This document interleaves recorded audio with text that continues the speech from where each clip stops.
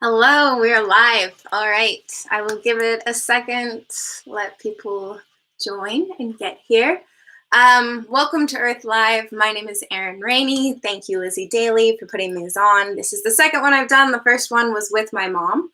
Actually, she and I did a school lesson, so if you have time, check out the other Earth Lives, and thanks for joining along. So we're gonna give it maybe another 30 seconds before I start, but please feel free to ask questions throughout. I'll try to get to them. We might just get to it. So my name is Erin Ranney. I am a wildlife camerawoman. I am based in both Washington State and Alaska, so I spend about 6 months based in Alaska in the spring and the summer, which we'll talk about why those times. And then I spend the other 6 months in Washington State. So two pretty beautiful areas, some amazing wildlife. And we're going to focus on filming in Alaska because that's one of my favorite places in the world. We'll just start off right away into it about my favorite filming adventures, and then we'll go into why I got into filming and how I got into filming. So my two favorite adventures are actually on opposite ends of the world. So the first one is down in South Georgia. So that's in the sub-Antarctic. And it was the second time I got to go. I joined a sailing captain. She's this incredible captain. She sails in the Antarctic. She specializes in high latitude sailing. She's actually going to do a race around the world with no technology. It's based off an old race. So yeah, she's incredible. I got to learn so much from her. We saw penguins, we saw fur seals, we saw albatross. We sailed around the Falklands in a 50-foot sailboat called the Pelagic. Ended up going down to South Georgia with a film crew, which I was a part of that too. So I did film and boat duty, which was quite a bit. And then we filmed there for a month and then sailed back. The other favorite adventure I've had of filming was 6 months that I spent in remote Alaska. It was a passion project. So we went to 3 locations that no one had ever filmed in before. So that's where we're going to talk about later, and the kind of the things I saw. How do you set up a shoot? How do you set up a remote shoot in Alaska? What do you think about safety? Where do you go to the bathroom? All those kinds of things. So we'll talk about that. So how did I get into filming and why Alaska? I was born in Alaska. We moved down to Washington State when I was in elementary school. My family has a tree farm in Washington State. And then we spent the summers going back up to Alaska and working at our fish camp. So I grew up kind of in that whole world. My family is all about salmon, to the point where this is my mom's decorative pillow. Is a salmon. So there's salmon. Every family is obsessed with salmon. My grandpa, for his 80th birthday, he treated himself to a giant salmon tattoo on his arm. So everyone's into salmon. And because we are so into salmon, we learned all about salmon. So we learned the life cycles. We learned what species there are. And when you're learning all of this, you're realizing, there are so many animals that rely on salmon. Over 130 species feed on salmon. And it's all throughout these different stages of life. So if you look here, can you see that? These are some of the stages of salmon. So salmon are an anadromous species. Probably butchered this. They spend time in the freshwater and they spend time in saltwater. So a salmon will actually be born in a stream. They'll move into the ocean after 2 to 3 years, and then they'll spend 2 to 3 years in the ocean feeding on plankton, feeding on vertebrates, and then they'll come back, and they'll actually come back to their prenatal stream. So they're coming back to the exact same stream that they were born in. And this is incredible. You think about that. They're able to locate the exact same stream they were born in. And they do that with a mixture of things. So it's between chemicals, there's magnetic fields, so it's all of this that they're relying on. So the salmon, they'll pair up when they're in these streams. They come back to spawn. They dig a redd, which is the female will actually dig it with her tail. And then they'll lay the eggs, between 2,000 to 5,000 eggs, depending on the species, which that's an amazing amount. And between those eggs, every 1 in 1,000 salmon will become an adult. So not great odds, but you think about all the animals that salmon are feeding, and it's amazing to think about. So the eggs start to develop. You can see here, these are actual salmon eggs.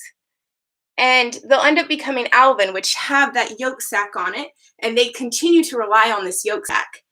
And they'll continue they become parr, smolt, and they'll end up going to the ocean. So during all these stages, you think about it, different predators are eating salmon throughout all these stages, which is pretty cool. So we're all about salmon. You guys want to know the species? I'm going to give them to you anyways. There's a way you can remember it, and this is how we learned when I was little. So there's 5 species of Pacific salmon that come in. Pacific salmon, they die after they spawn. They stop eating once they hit the fresh water. Their bodies change. They actually change colors. So you'll have all these bright salmon. So this is what the 5 species look like in freshwater. Or sorry, these are what the 5 species look like in salt water. And then once they hit the freshwater, their bodies change. So they go through all these different phase changes. So there's all the different, there's male and female for each of those. A massive difference from that bright silver. So back to how do you remember the salmon species? So your thumb, chum thumb, which is also called a dog. Your pointer finger, poke them in the eye, sockeye, which is red. Your middle finger is the biggest, that's the king, also known as a chinook. Your ring finger, you put a silver ring on it, silver, which is known as coho. Your pinky is a pink, which is also known as humpy, and that's that salmon that gets the massive hump on it when it goes into the water. So again, all about salmon. I was in a family obsessed with salmon, so that was kind of my childhood with salmon. And in turn, because we're obsessed with salmon, you see a lot of bears. So I spent a lot of time around bears, around salmon. So I ended up working in Alaska in Bristol Bay and as a guide at my family's adventure lodge. My grandma and uncle are pilots. They bought an old cannery, turned it into an adventure lodge. I've been lucky enough to be a part of that, you know, get to guide, get to take people out to see otters, get to take people out to see bears. Sometimes I work the desk. You kind of do whatever job you have to. We already have I'll talk about the Pebble Mine very soon. Don't worry. I'm going to do a shout out to that. I also added a link in the description that you can go to, and Drew Hamilton's an amazing bear conservationist. He has updated information. You can call your local officials and we'll talk about that more. So I decided when I was little I was going to be a veterinarian. I ended up going to Washington State University. Turns out I did not want to be a veterinarian, and a lot of times when you're going to school, you figure out, you know, this isn't what you want to do.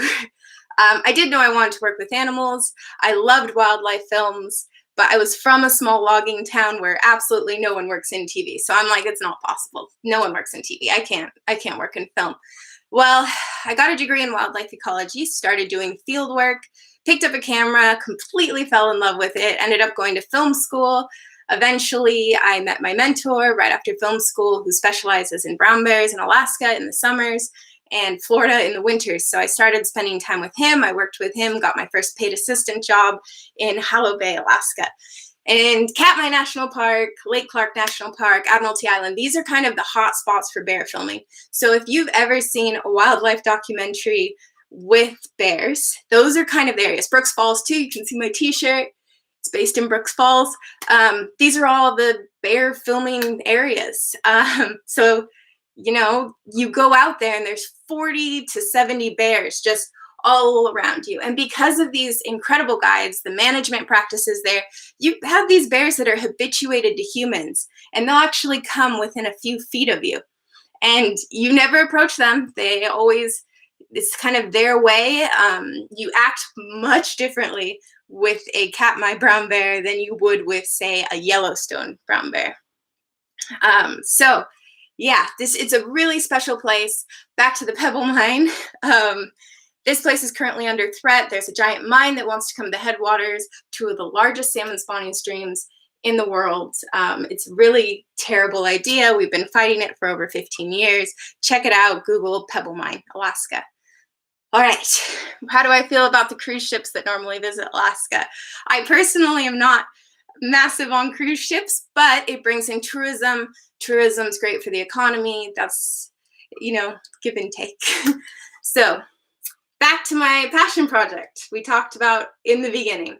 So I decided after a couple years of filming that I really wanted to go explore Alaska and see these stories from my grandma, from my uncle, from my dad, and use all these skills that I'd gained over the last few years to make a film about my family and the wildlife that they had explored and they had discovered. So I decided to spend 6 months. I did all the logistical planning, and it was incredible. But what does it take to make a film in remote Alaska? Alaska is extremely expensive. That's something right off the bat that you learn. So when you're doing budgeting, make sure you look up prices. Food, how do you plan for 6 months in Alaska? What food are you taking? We ended up eating a lot of pancakes because we always ate, the really good stuff at the beginning, and then we'd be left with pancake mix by the end. And then let me bring up some pictures. What do you do for bathrooms? So at our 4 remote camps, we had outhouses at some. We had buckets for other places. This is a really great and not embarrassing photo of all. This is me scooping out the outhouse. So that outhouse can't move. You actually have to physically scoop it, dig a hole, and then dump it in. So those kind of things are just things you deal with when you're planning shoots. The incredible thing, though, is you get to see some pretty amazing things. And in that same location, can you see this?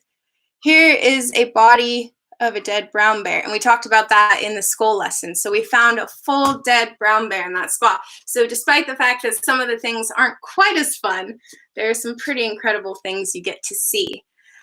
Travel. How did we travel to these places? That's something that you have to decide based off the location. So a lot of times we're traveling by bush plane. Other times you're traveling by helicopter. So for our first location, we actually had to take a helicopter and a bush plane. So the helicopter landed on the helipad. There's one the Coast Guard uses to do maintenance on the lighthouse. The plane landed 2 miles away, and then we hot unloaded the helicopter, so the rotation keeps going. You duck down. You have to, no hats, none of that. You pull stuff out. The helicopter keeps going, and then it did a hot unload. So the plane, this is what it looked like, us unloading. So you're basing, these bush planes are based a lot on weight. So you have to look at how much am I packing? Do I actually need this? These are all things you have to consider. How am I going to get water? Some of the water we drank out of streams. Other water, like in here, this is a permafrost catchment system that's set up. So the permafrost melts, it goes into this container, and then there's a little spout that you can actually get the water out of. So this was a different location. That's how we got it there. We had different filtration systems. How am I going to charge these? We did a mixture of windmills. We did solar panels. We did generators. We always had a backup generator. So there's all these different things that are coming to mind. Generators. We always had a backup generator. So there's all these different things that are coming to mind, and trying to plan it took quite a long time. Another one, safety, bear country. How are you safe in bear country? So we use a lot of solar paneled or battery powered bear fences around our tents. If we're tent camping, we always have bear fences around our cabins just to kind of coexist with bears. It's better to have fences than to let them break in and start to have issues. Also, working in bear country, I don't carry a gun ever. I don't believe that I need one. I carry bear spray, which is this. I always recommend people who are going to Alaska to carry bear spray. It's great. Don't spray it with the wind blowing at you, though, or else you get hit by it. Read the label. Make sure you know how to use it. There's lots of stories of people thinking it's like bug spray. It's not like bug spray. You don't spray it on yourself. That doesn't detract bears. That could put you in a hospital. It is very strong. It's like pepper spray, but significantly stronger. So do not spray yourself with this. Spray the bear. So practice. If you're going to go into bear country, get one of these, practice. We also use flares. We use blowhorns. Sometimes the bears don't care about the blowhorns. I had a bear that had stolen one of my cameras and was playing with it, and we needed it away from this area. So we were hitting the blowhorn, trying to get it away, and it looked at me and just went back to playing with my camera and tossing it around and putting it in its mouth. So a lot of times it's by trial and error. Bears react differently to everything. Every bear's different. They each have different personalities. So The other thing to consider is food. You can't have a lot of fresh food. It doesn't last as long. Sometimes it feels really good when you do have some. This is Sarah Matisic. She was out filming with me, and she was really excited because we got sent a care package by some locals in the village who were very sweet. They had a bush plane going by anyways. It was full with lettuce, carrots, sparkling cider, yeah, just all sorts of treats. So it's funny when you're out in these remote areas for so long, these things are so amazing. So these are just kind of some different things you consider when you're actually filming in remote Alaska, and things that I had to consider. So where did we go? We ended up doing 3 locations. The first was a remote island in Alaska. It's this incredible place. It's only 20 miles long. We were the only ones on the island. We went there in the early spring just because we wanted to hit bears coming out of hibernation. I don't have a picture of that other than the plane landing. The second place we went was this place that used to be a mining town, so a mining oil town. So it used to have 10,000 people in it. Now there's no one. We have a cabin there, and that's all. But this is my friend Will. He is next to one of the old houses. So the forest has actually overtaken these houses. And it's incredible to see. I mean, there used to be bars there. There used to be all sorts of things, schools, people were born there, and now there's absolutely nothing. So we're looking at how does wildlife reclaim an area. Keep going. The last location was kind of a secret cabin that we had on a salmon spawning river, and it was absolutely beautiful, and we were kind of filming the bears fishing. So again, we were following the salmon runs. All right, do you recognize individual bears? Yes, we do recognize individual bears. There's actually a live streaming camera at Brooks Falls, and they have different bears that they follow, and people know the bears by name. When I'm out in the field, yes, I recognize different bears. We had 2 bears that we followed for quite a while that we actually named Bruce and Bee after Bruce Hornsby. And we followed these 2 bears for an entire month. So you do get to know the bears. They each have a different personality. We had another one. She had this massive belly, and we call her Big Belly Bear. And we followed her around for quite a bit too. So you actually do recognize individual bears. How do you track bears to find salmon? So how do we track animals? How can you practice your field skills? One great way is to look at tracks. So this is a bear track. You can see my hand in comparison. They're giant. Here's their claws, also giant. One really good way to track animals, and when you're coming into new locations, you kind of need to figure out the wildlife in that area. So one way I do this is tracking. So I look at tracks, try to see how big are they,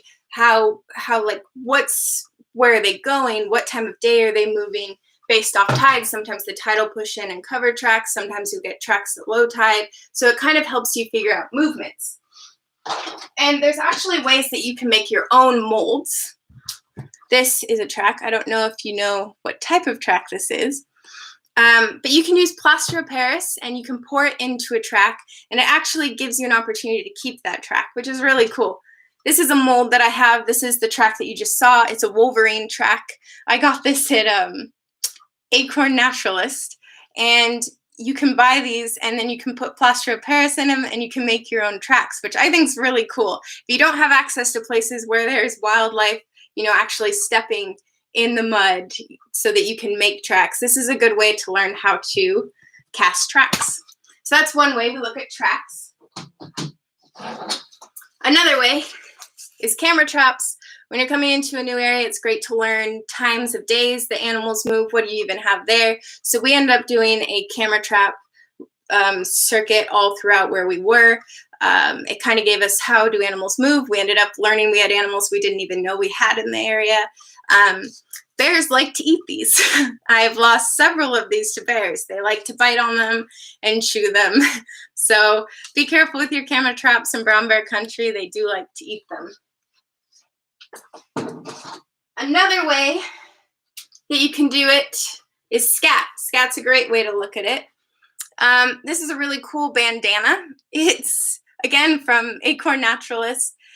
It's a great thing to carry around. I hate carrying books around when I have my big camera with me and I'm doing that kind of tracking. This is, I guess you could wear it. It's really fashionable, but it also gives you great information.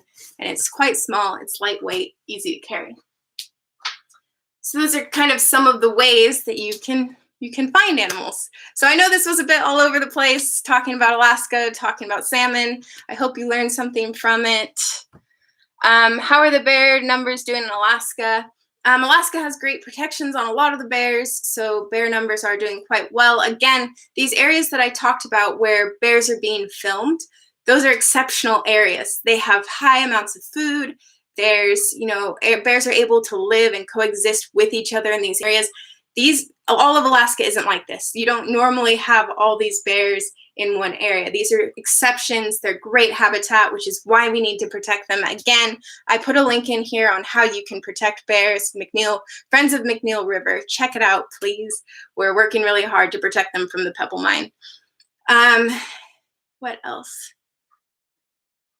Do you track to find? Yeah, I think that's it. Thanks for joining. Make sure you check out the rest of the Earth Lives. Thanks, Lizzie Daly, for putting this on. I hope you enjoyed.